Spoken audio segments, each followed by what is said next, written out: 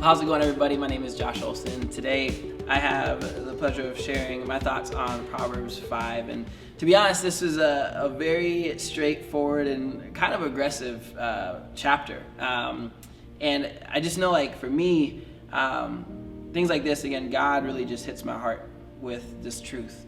And basically what's going on is this father is telling his sons, hey, be smart, use your brain, don't give in to adultery, even though it might be tempting or it might be something you want to do in that moment. The after effects are not worth it. Be wise to stay with the word and what the word says, because the whole situation is not good and will not benefit your life. And the main verse that stood out to me was verse 15. It says, drink water from your own cistern, running water from your own well. And I love that, because it made me think about how, at times marriage is hard and relationships can be hard. And sometimes you can think, hey, you know what? I didn't sign up for this. I'm done. I want to do something else or go my own way.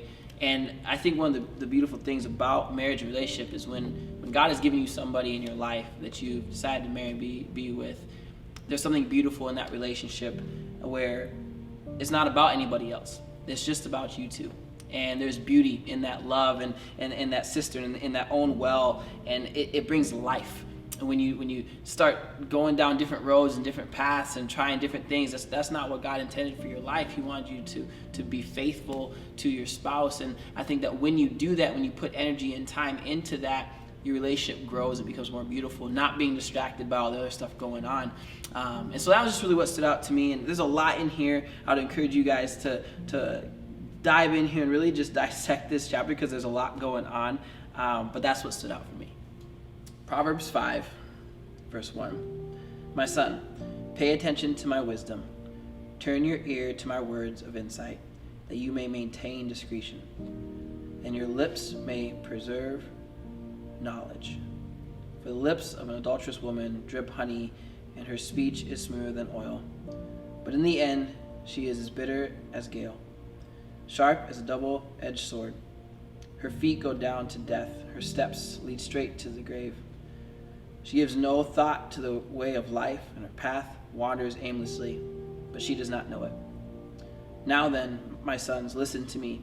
Do not turn aside from what I say. Keep to a path far from her. Do not go near the door of her house, lest you lose your honor to others and your dignity to the one who is cruel. Lest strangers feast on your wealth, and your toil enrich the house of another. At the end of your life, you will groan when your flesh and body are spent. You will say, how I hate discipline, and how my heart spurns correction. How my heart spurned correction. I will not obey my teachers or turn my ear to my instructors. I was so in serious trouble in the assembly of God's people.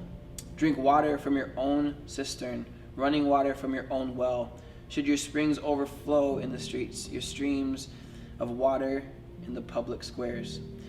Let them be yours alone, never be shared with strangers.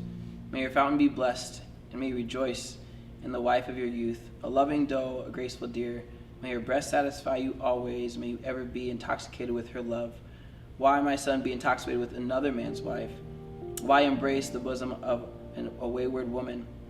For your ways are in full view of the Lord, and he examines all your paths. The evil deeds of the wicked ensnare them. The cords of their sins hold them fast. For lack of discipline they will die, led astray by their own great folly.